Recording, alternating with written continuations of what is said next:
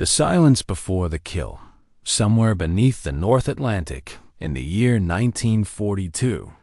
A steel cylinder, barely 250 feet long, drifted in absolute darkness. No engine noise, no light.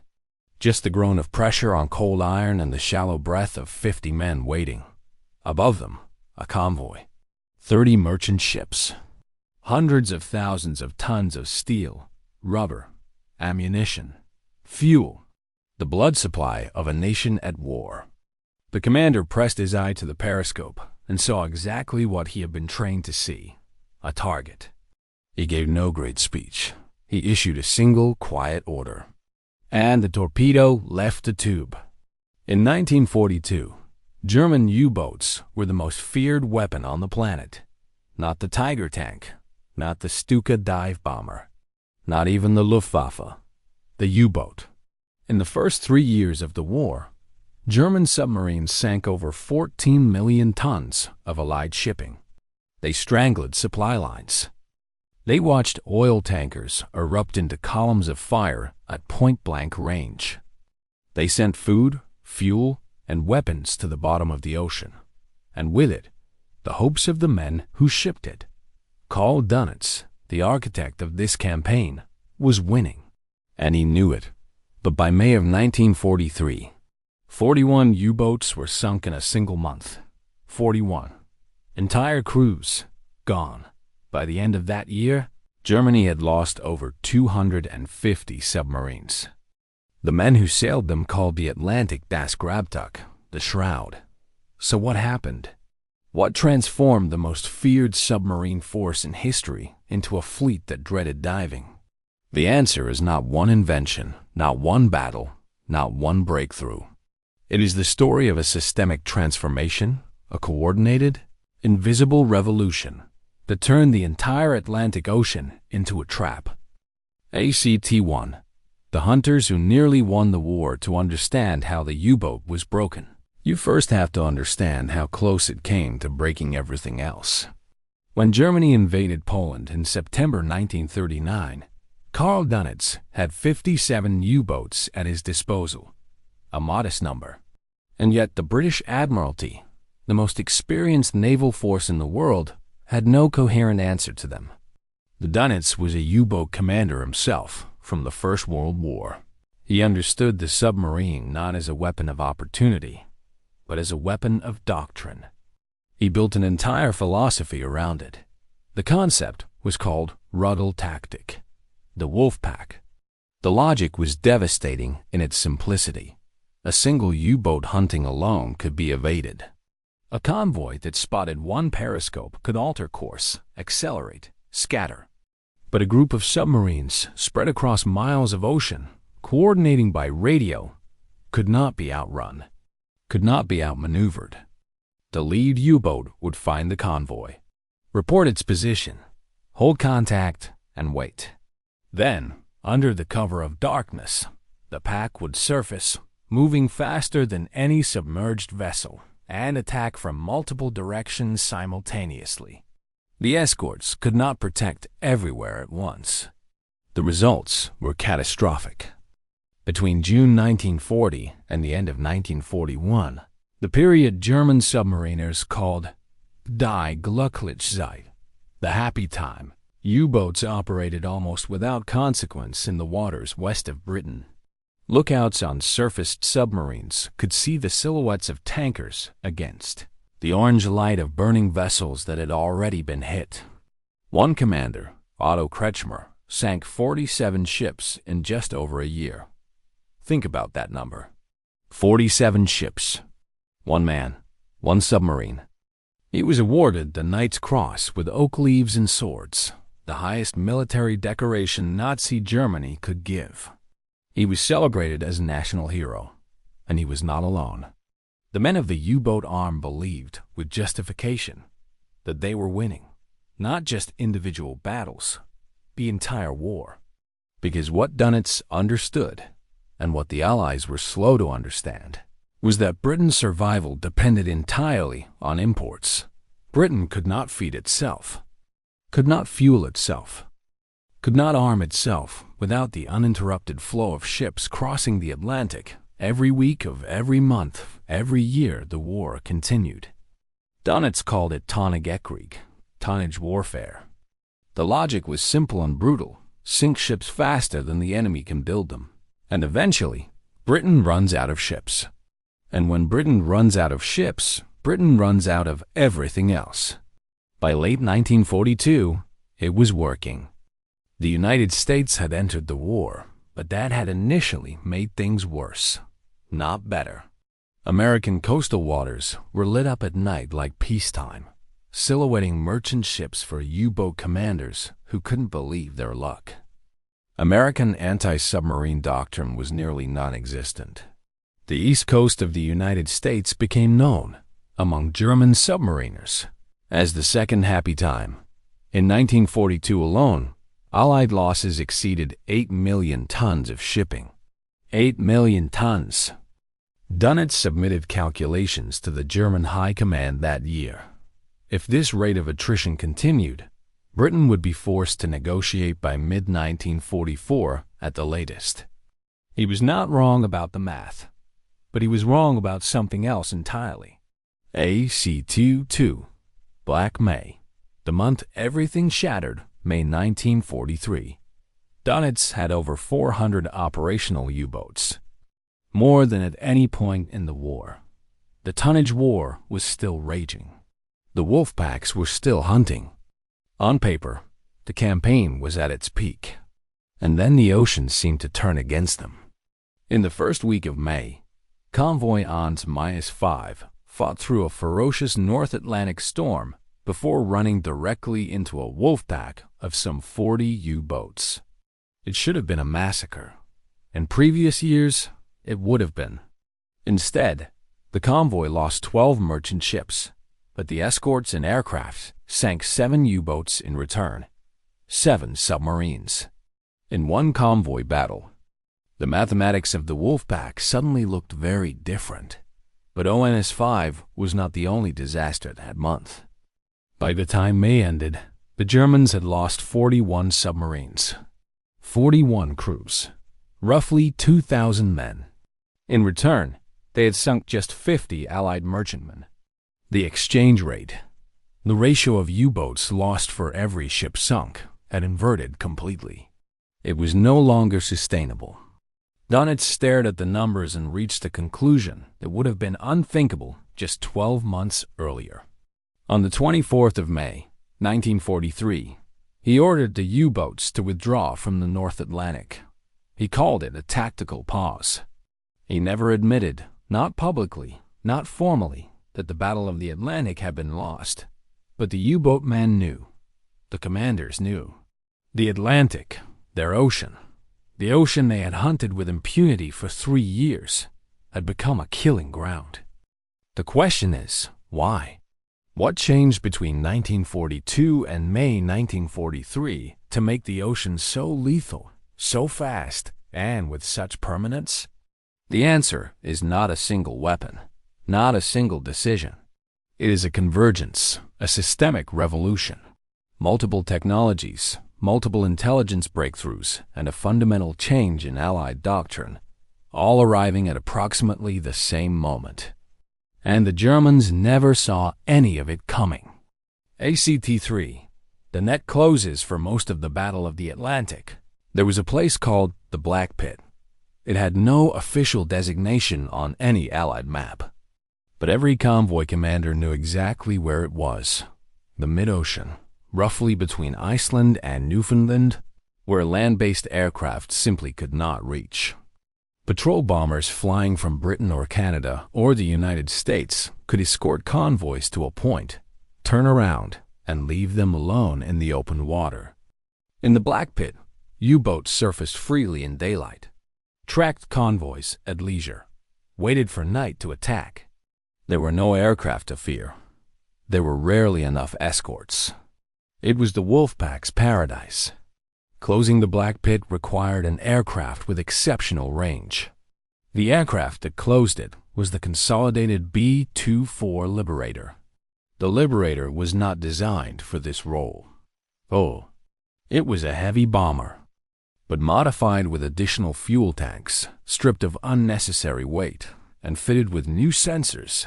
It became the most effective anti-submarine patrol aircraft of the war. Its operational range, over 2,000 miles in certain configurations, finally allowed aircraft to reach the middle of the Atlantic and stay there. In 1943, very long-range Liberators began operating out of Iceland and Newfoundland in numbers sufficient to make the Black Pit something else entirely. A hunting ground. Just not for German submarines. But range alone was not enough. An aircraft that cannot find a submarine in the dark is simply expensive fuel spent over empty water. This is where the second revolution made itself felt. It was called centimetric radar, and it was, in the most practical sense, invisible death. The Germans had their own radar detector, the METOC system, which allowed a submarine crew to pick up the longer wavelength radar pulses from older Allied aircraft and dive before being spotted. It gave U-boat commanders an extraordinary tactical advantage. They could surface to charge batteries, surface to transmit radio reports, and surface to reposition, and the METOX detector would warn them before they were ever in danger. Or so they believed. British scientists at the telecommunications research establishment had quietly developed a new generation of radar operating on centimetric wavelengths, so short that existing German detectors could not register them at all. The technology that made this possible was a British invention called the cavity magnetron. It allowed for radar systems of extraordinary resolution and minimal size, small enough to fit inside an aircraft, precise enough to detect a submarine periscope at night in a storm at a range that gave the U-boat crew no time to react. When centimetric radar-equipped aircraft began appearing over the Atlantic in 1943, U-boat crews experienced something inexplicable and terrifying. Aircraft were appearing out of nowhere at night. No warning from METOX, no time to dive. Just the roar of engines, the blinding glare of a lee-light searchlight, and depth charges. Crews began to believe the British had developed some form of infrared technology, a way of detecting human body heat on the surface. They tried covering their lookouts in black rubber suits. Nothing worked. What they never discovered, not until after the war, was that they had simply been made transparent. But there was a third layer. A third invisible net closing around every U-boat in the Atlantic.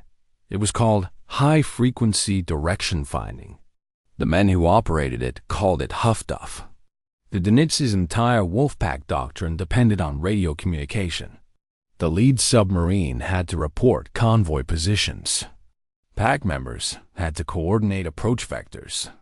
Commanders had to relay orders from Germany. The system was built on radio transmissions, and the transmissions were relentless. Allied ships and shore stations could use the radio signals themselves, not the content, just the signal, to triangulate the position of any transmitting U-boat within minutes. Huff-Duff equipment began appearing on escort vessels in 1942 and expanded dramatically through 1943.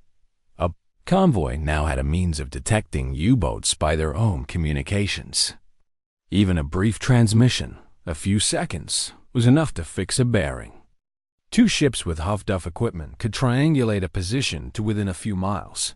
The wolf was locating its prey, but every time it opened its mouth, the prey could hear exactly where it was. ACT-4. Britain was reading their mail.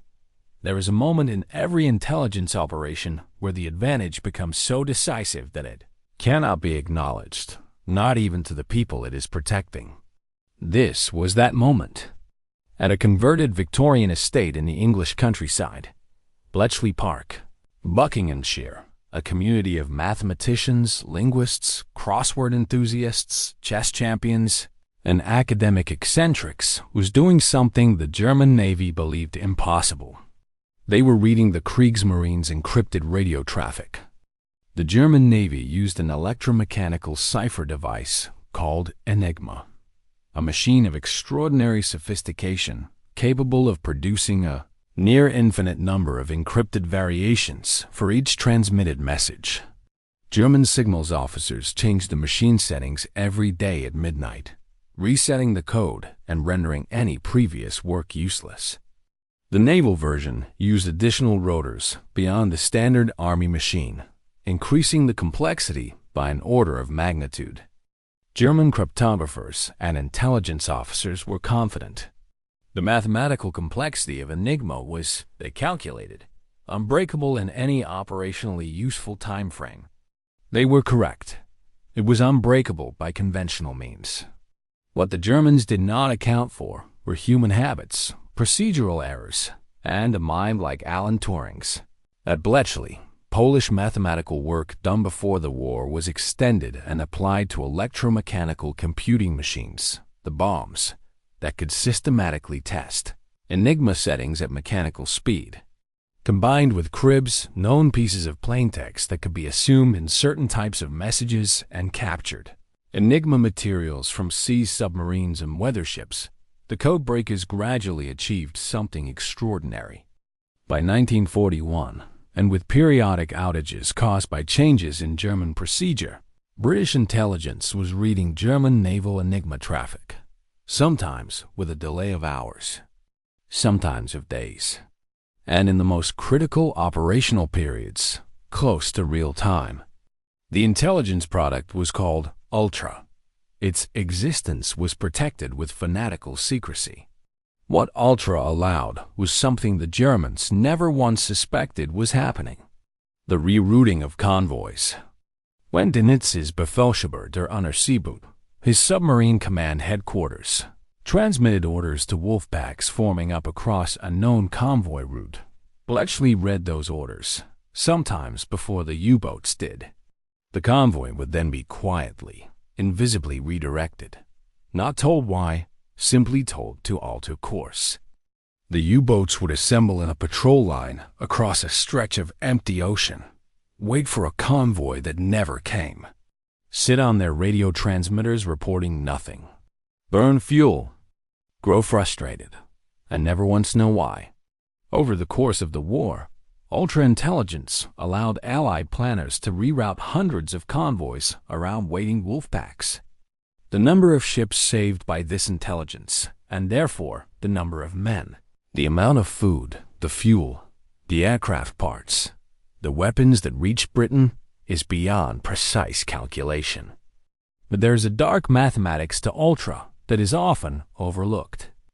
If the Allies rerouted every convoy around every wolfpack, the Germans would eventually realize their codes were compromised. So the British had to let some convoys through, had to accept some losses, sometimes deliberately, to protect the secret. Men died so that a secret could be kept, so that many more men would not die later. That is the weight of intelligence warfare, and those who made those decisions carried it for the rest of their lives. Act 5. The ocean fights back. Technology and intelligence alone do not win battles. Someone has to stand in front of the storm. The men who did were the escort commanders. For the first 3 years of the war, convoy escorts were a patchwork.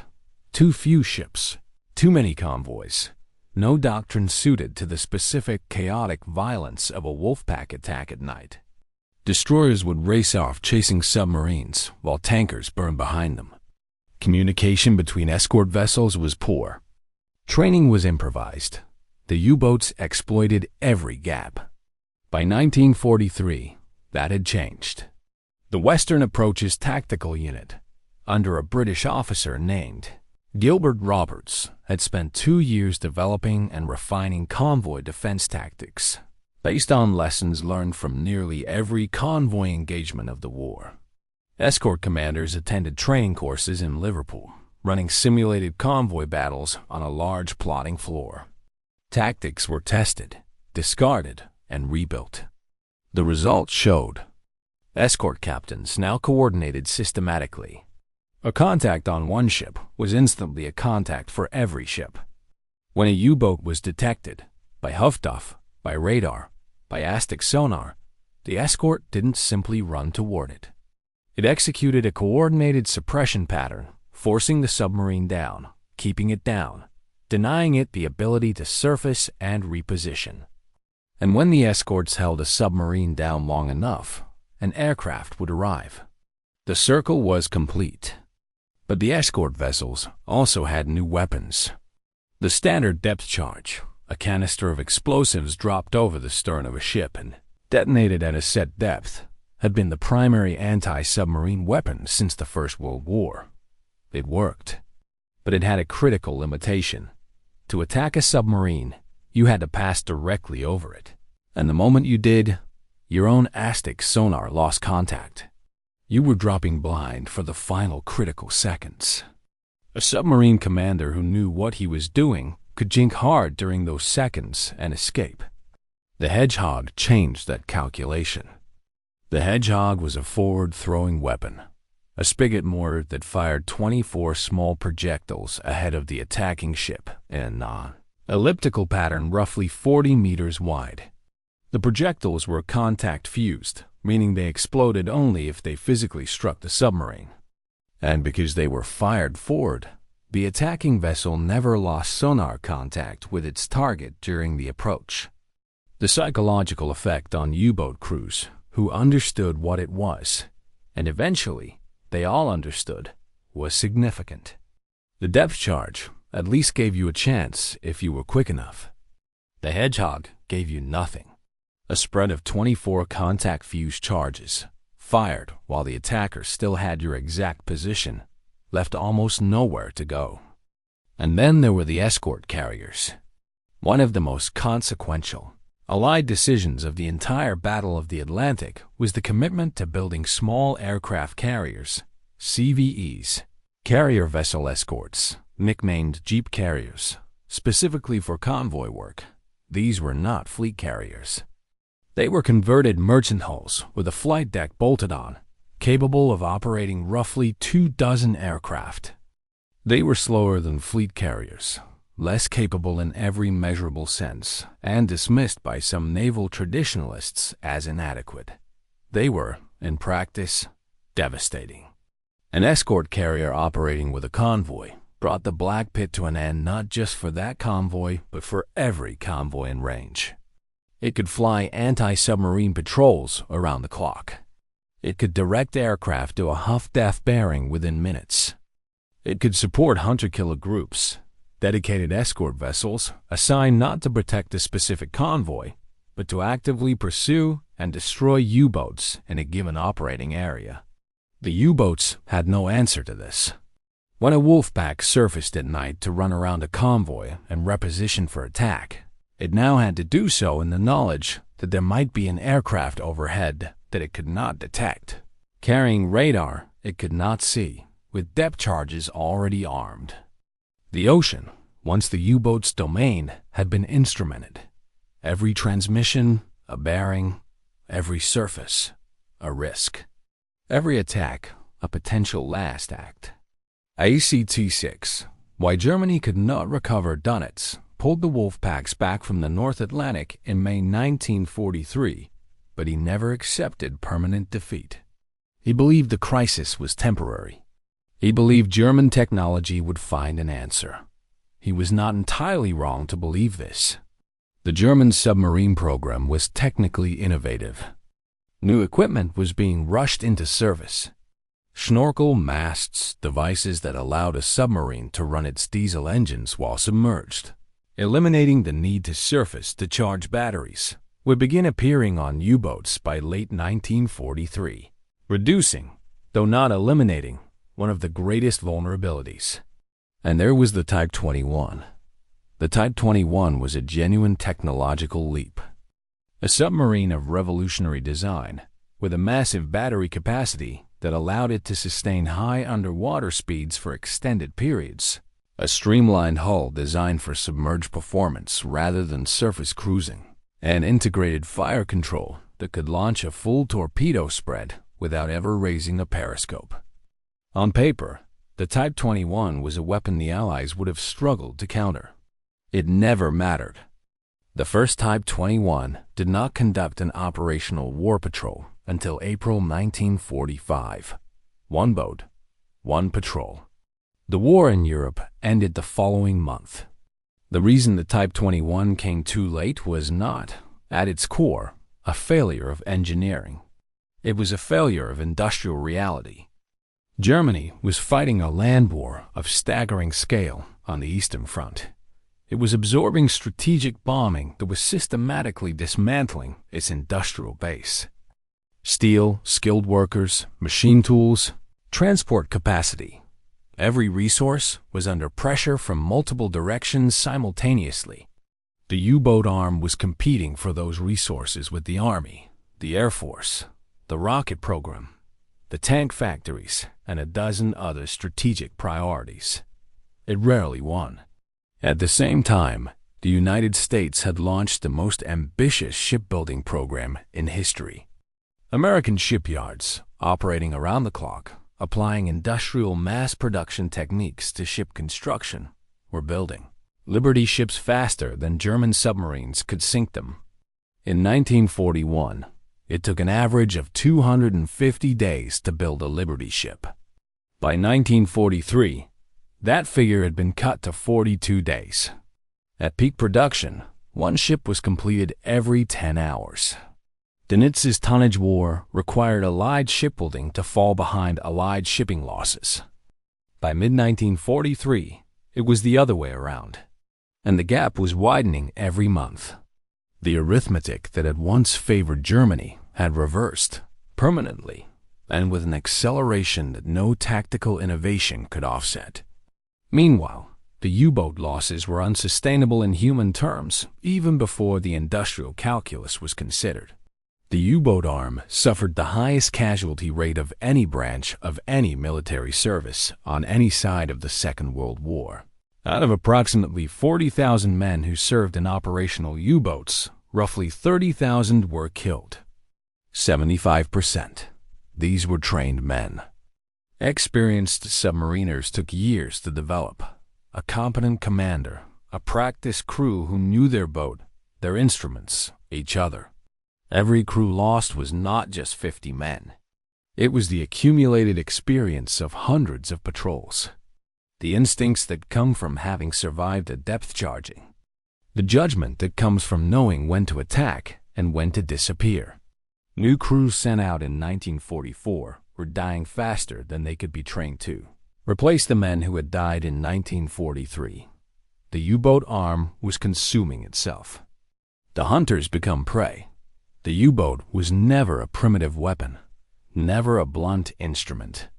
It was, in 1940 and 1941, the most sophisticated application of naval power that Germany possessed. The men who crewed it were not reckless fanatics. Many of them were professionals, skilled and brave, who believed they were serving a cause that mattered, who dove into cold, dark water and fought in one of the most psychologically demanding environments in the history of warfare. And they nearly changed the outcome of the war. That is the fact that tends to get lost. The Battle of the Atlantic was not a foregone conclusion. Britain came desperately close to the edge. The margin between survival and collapse was not comfortable.